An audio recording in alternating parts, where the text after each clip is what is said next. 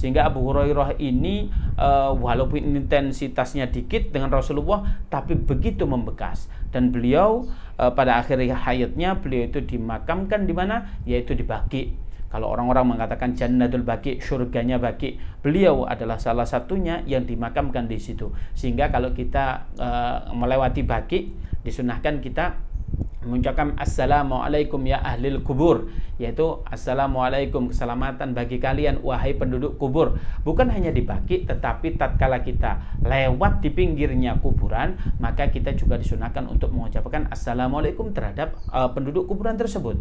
Sehingga kalau kita mengucapkan semua salam semacam itu di Baqi, maka salah satu yang mendapatkan keselamatan itu adalah Sayyidina Abu Hurairah yang insyaallah diridhai oleh Allah Subhanahu wa taala. Kemudian apa? Qala, beliau berkata, sami'tu Rasulullah sallallahu alaihi wasallam. Aku mendengarkan baginda Nabi Muhammad sallallahu alaihi wasallam bersabda. Maknanya ini hadis qauli. Rasulullah memang berbicara. Apa? Yaqul, bahwasanya Rasulullah sallallahu alaihi wasallam bersabda. Lah ini penting sekali. Ma nahaitukum anhu fajtanibuhu wa ma amartukum bihi fa'tu minhu mastata'tum. فَإِنَّمَا أَهْلَكَ الَّذِينَ مِنْ قَبْلِكُمْ كَثْرَةُ مَسَائِلِهِمْ وَاخْتَلَفُوهُمْ عَلَى أَنْبِيَائِهِمْ Rawahul Bukhari dan Muslim. Hadis ini sangatlah luar biasa. Kita sudah membahasnya bahwasanya hadis ini diriwayatkan oleh Sayyidina Abu Hurairah yang insyaallah diridhai oleh Allah Subhanahu wa taala. Bahwasanya beliau berkata, sami'tu Rasulullah. Saya telah mendengarkan Rasulullah berbicara. Maknanya ini hadis qauli. Apa yang dikatakan oleh baginda Nabi Muhammad sallallahu alaihi wasallam? Dikatakan, "Ma nahaitukum anhu fajtanibuhu." Kalau aku melarang ke sesuatu karena engkau, maka jauhi. Maknanya kalau Rasulullah itu melarang sesuatu, maka kita jangan lakukan. Kita ambil contoh, Rasulullah itu melarang kita untuk tidak meminum khamr atau bir, maka kita jangan sekali-kali meminum khamr. Dengan catatan kita mengatakan, oh enggak, itu kan kalau khamr itu diminum sebabnya kalau kita mabuk kita dosa. Aku itu loh minum sedikit enggak mabuk kok, aku ini kuat. Enggak boleh. Apa sih kata Rasulullah? Kalau banyaknya memabukkan, kalau banyaknya itu bikin dosa, dikitnya juga menjadikan dosa. Ghibah banyak itu dosa, hibah sedikit juga dosa. Oleh karena itu, khamr itu tidak boleh. Seandainya kita ngotot sekali, ya udahlah minum khamr dikit aja. Buat kalau orang Jawa mengatakan tombo kepingin, buat obat kepingin aja dikit, satu teguk, nggak boleh. Kita ambil contoh. Apa sih bedanya haram minum khamr atau haram ghibah? Kalau seandainya saya panggil ini malam-malam, teman-teman kita kumpul nih, mau ngapain Gus? Ya kita ayo minum khamr bersama. Pasti orang-orang pada nolak. Kenapa kalian nolak? Saya ajak minum khamr. Ini haram Gus, haram. Kalian tidak mau. Tapi kalau saya ajak nongkrong di sini, minumannya kopi, tetapi apa yang diminum minumannya kopi, tetapi yang diobrolkan aib-aibnya orang, kejelekan-kejelekan orang, maka ini kategorinya dosa apa tidak? Dosa. Gus, saya ini tidak ghibah, saya ini ngomong fakta. Justru ghibah itu adalah kejelekan orang lain yang fakta kita omongkan, itu disebut ghibah. Kalau bukan kejelekan orang, maknanya orang itu tidak melakukan, kita ngomong, itu jatuhnya fitnah. Oleh karena itu apa? Jangan ghibah. Kalau ghibah itu dikatakan haram, maka minum khamr itu juga haram.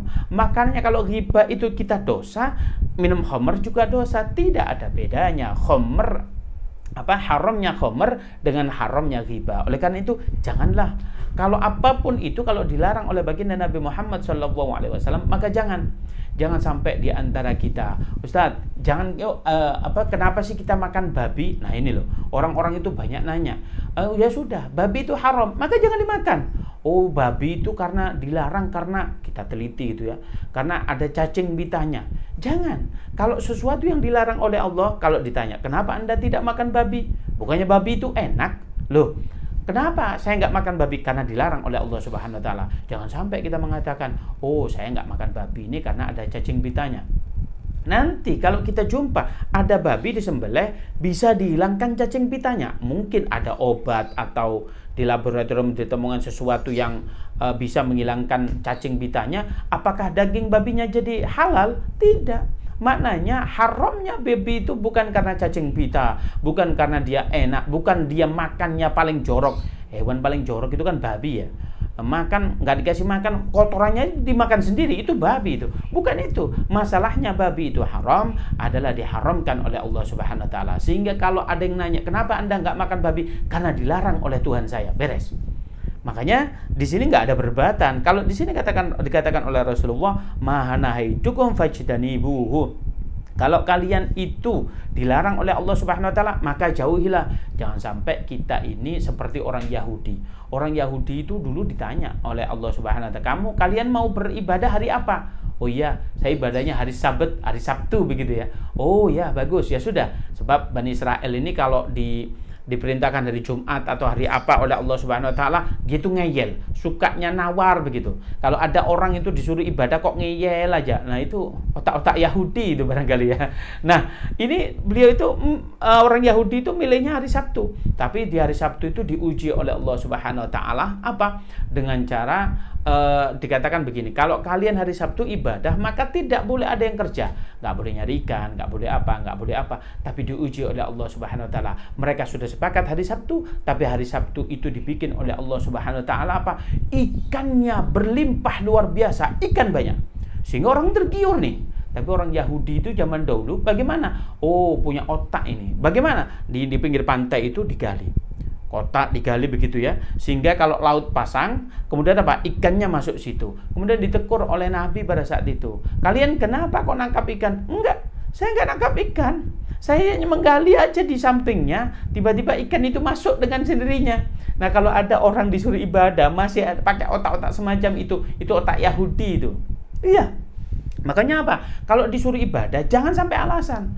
Nanti kalau seandainya kita beralasan apapun itu, seandainya ini analogi yang sederhana sekali. Seandainya ada apa ini drum begitu ya. Drum itu kita dimasukkan oleh Allah Subhanahu wa taala. Enggak salah. Kemudian drumnya yang dibakar, ya Allah, saya ini enggak dosa apa-apa. Kenapa? Iya, saya cuma membakar drumnya. Apakah Allah salah? Enggak. Makanya jangan mengada-ngada. Kalau dilarang udah, jangan ada alibi dan apapun. Karena apa? Kalau sesuatu yang sudah dilarang oleh Allah Subhanahu wa taala, fajtanibu, maka jauhilah. Apapun itu, jangan lakukan itu sedikit. Itu membuat kepingin buat apa ini? Orang yang lagi hamil itu ngidam atau apa, jangan. Maka kalau sesuatu itu yang dilarang oleh Allah Subhanahu wa taala, maka itu jangan. Maka itulah sesuatu yang dilarang oleh Allah Subhanahu wa taala. Kemudian apa? Wa ma amartukum bihi fa'tu minhu mastata'tum. Kalau kalian kuperintahkan sesuatu, maka jalankan mastata'tum, semampu kalian. Maka apa? Ya, ini ada hikmahnya. Kalau ada orang diperintah oleh Allah Subhanahu wa taala menjalankan mastata'tum. Nah, ini ada orang yang memanfaatkan hadis ini. Suatu ketika bertemu, kenapa kamu sholatnya hanya maghrib? Lah Ustaz, ini ada hadisnya apa? Wa ma amartukum bihi fa'tu minkum mastata'tum. Kalau kamu diperintahkan oleh Allah Subhanahu wa taala, kerjakan semampu kalian. Saya sementara ini mampunya masih sholat maghrib aja. Bukan itu maksudnya mastata'tum. Mastata'tum itu bukan kalau sholat diwaktukan 5, maka kita ngerjakan salah satunya. Bukan itu maksudnya. Mastata'tum di sini, seandainya kita ambil contoh, sholat itu rukunnya harus berdiri, tapi kita tuh nggak mampu, boleh kok ditawar sambil duduk. Oh, kita nggak kuat sambil duduk, boleh kok ditawar sambil rebahan. Oh, saya ini nggak kuat sambil rebahan, boleh dong sambil ketap-ketip begitu ya. Nggak bisa begini, matanya sambil begini, ya talak-lak kalau di kitab apa ini, ketap-ketip begitu ya. Oh, saya nggak kuat ketap-ketip. Nah, kalau udah semacam itu, tuker aja itu sama beras. Maknanya dia minta disolatin itu, minta ditakziahin orang itu. Kalau ketap-ketip aja tidak mampu, maka nggak boleh. Maka kalau kita diperintahkan oleh Allah Subhanahu wa taala, kerjakan dengan semampu kita. Semampu itu bagaimana? Suatu ketika ada cerita. Namanya Imam Syahid Hasan Al-Banna. Beliau itu tatkala sebelum taklim diperintahkan oleh gurunya, ya sudah kalian muter dulu. Muter berapa kali guru? Semampu kalian. Maka ada temennya itu yang cuma setengah putaran berhenti, 1 putaran berhenti, paling banyak 1 putaran. Tapi Imam Hasan Al-Banna ini, beliau itu terus muter sampai 4 kali, kemudian fasoiko, beliau pingsan. Diangkat sama teman-temannya, kemudian apa? Dipercikin air, kemudian apa? Yastayqid, apa? Beliau bangun.